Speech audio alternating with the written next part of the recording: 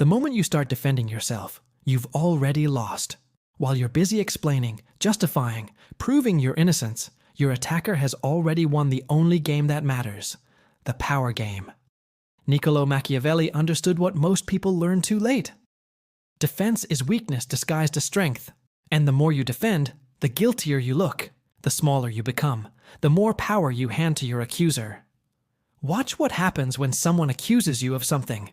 Your instinct screams to explain, to justify, to prove them wrong. But every word of defense confirms their frame. That you're on trial, they're the judge, and you need their approval to be acquitted. Machiavelli would watch this dynamic and laugh at how easily people surrender their power by accepting the role of defendant.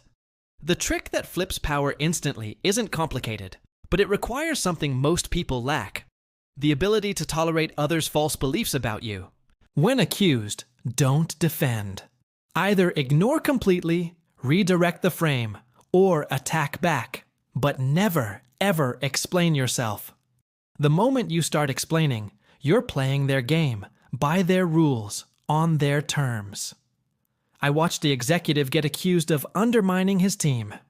Instead of defending, he simply said, "Interesting perspective," and continued with the meeting.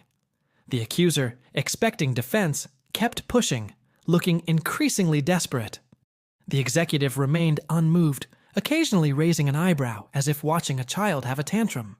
Within minutes, the power had completely shifted. The accuser looked petty, emotional, weak. The executive looked unshakable. Here's what Machiavelli knew. Accusations are power plays, not searches for truth. Your accuser doesn't care about your innocence.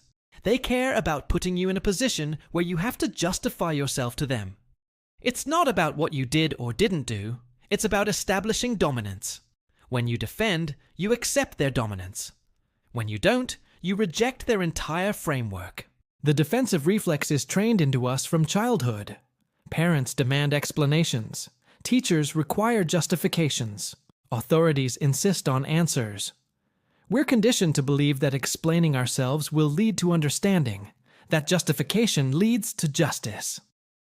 But Machiavelli observed that in the real world, explanation is submission, justification is weakness, and defense is defeat.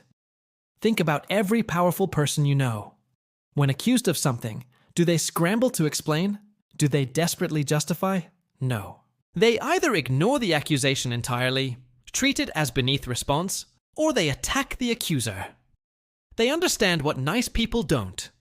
You don't owe anyone an explanation for anything, and the moment you act like you do, you've given them power over you. The psychology behind this is brutal but simple. When you defend yourself, you're implicitly agreeing that the accusation is worth addressing, that the accuser has standing to judge you, that their opinion matters enough to warrant your response. You've elevated them to judge and reduced yourself to supplicant. You've made their frame the reality and agreed to operate within it. I knew a woman who was constantly defending herself to her hypercritical mother. Every visit was a trial where she had to justify her career choices, relationship decisions, lifestyle. Then she stopped. When her mother criticized, she'd say, "Okay," or "That's one way to see it," or "Nothing at all." The mother escalated initially, then gradually stopped. Without defense to feed on, the criticism starved. Defense reveals fear. When you frantically explain yourself, you're showing that you're afraid. Afraid of being misunderstood. Afraid of consequences. Afraid of judgment. And fear is blood in the water to predators. Machiavelli understood that showing fear invites attack. The person who doesn't defend appears to have nothing to fear, and people instinctively avoid those who seem fearless. Here's the counterintuitive truth. The more innocent you are, the less you should defend yourself. Innocent people don't feel compelled to prove their innocence because they know the truth. It's the guilty who over-explain, who provide too many details, who desperately try to convince. When you don't defend, you're signaling supreme confidence in your position. The redirect is one of Machiavelli's most powerful tools. When accused, don't defend, redirect. Why would you think that? Puts them on defense. That's a strange thing to say, makes them explain. What's really going on with you completely flips the script. Suddenly they're explaining, justifying, defending. You've taken their weapon and turned it on them. Attack is another option Machiavelli endorsed. When someone accuses you, especially publicly, sometimes the best response is devastating counterattack. Not defense of yourself, but offense against them. Their credibility, their motives, their history. Make the cost of accusing you so high that others think twice. This isn't nice, but Machiavelli wasn't interested in nice. He was interested in effective. I watched a CEO handle a false accusation of financial impropriety. Instead of defending, he launched an investigation into the accuser, revealing their own financial irregularities and motivations for the false accusation. He never once defended himself directly. By the end, the narrative wasn't about his innocence. It was about the accuser's corruption. He won by never playing defense. The silent strategy is perhaps the most powerful. When accused, say nothing. Literally nothing. Let the accusation hang in the air. Let the silence grow uncomfortable. Let the accuser fill it with more words, usually weakening their position with each addition. Silence isn't admission. It's power. It says, "You're not worth my words," more loudly than any defense could. Social media has made this principle more important than ever. Every day, people destroy themselves by defending against online accusations. They write paragraph after paragraph, explaining, justifying, apologizing. And every word makes them look guiltier, weaker, more pathetic. Meanwhile, those who simply ignore accusations or respond with dismissive humor maintain their power. The apology trap is related to defense. Nice people think apologizing when accused will make it stop. Machiavelli would point out that apology is admission, and admission is ammunition. When you apologize for something you didn't do, just to keep the peace, you've given your accuser evidence to use against you forever. Never apologize for something you didn't do, and rarely apologize even for things you did. Here's what's crucial to understand. Most accusations are tests. People accuse to see how you'll react, to gauge your power level, to establish pecking order. When you defend, you fail the test. When you don't, you pass. The accusation was never about the content. It was about seeing if you could be put on the defensive. In relationships, this dynamic is everywhere.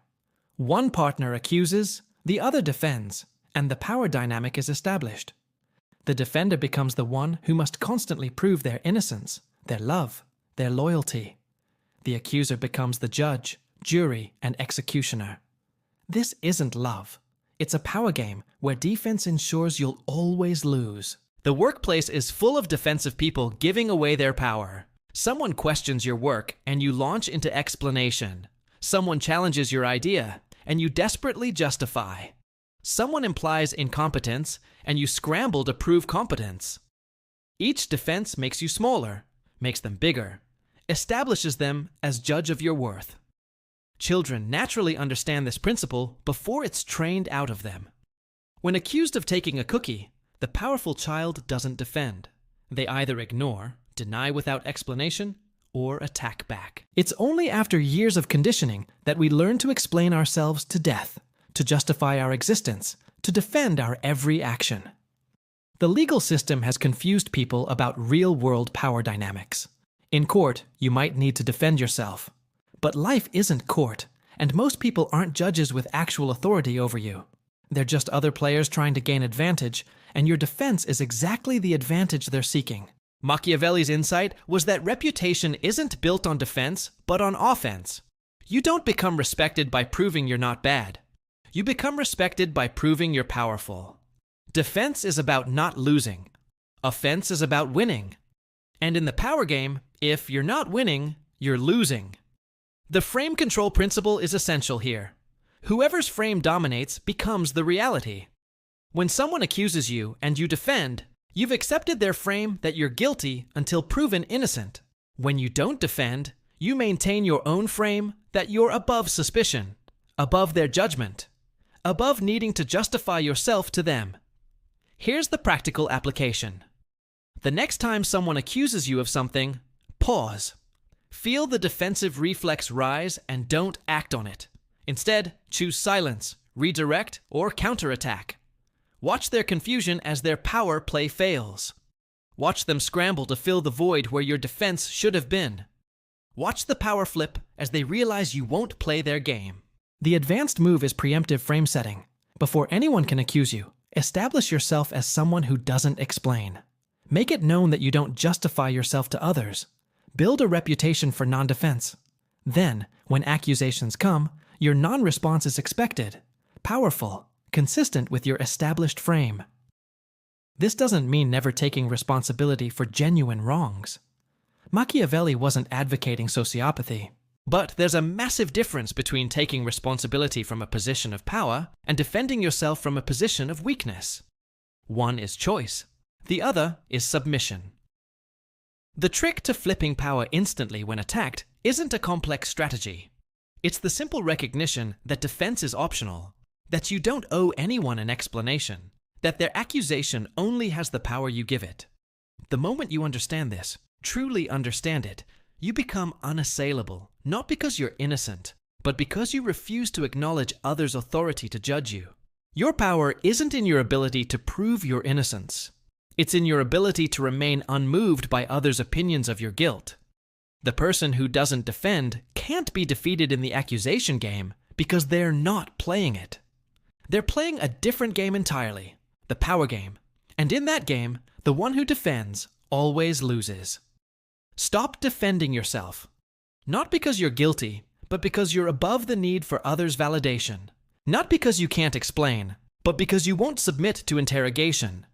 Not because you're weak, but because you're so powerful that accusations bounce off you like rain off armor. The world is full of people who will accuse you of things to gain power over you. Your defense is their victory. Your explanation is their elevation. Your justification is their jurisdiction over your life. Never defend yourself. Let them exhaust themselves attacking while you remain unmoved. That's the trick that flips power instantly. The recognition that you never had to play their game at all.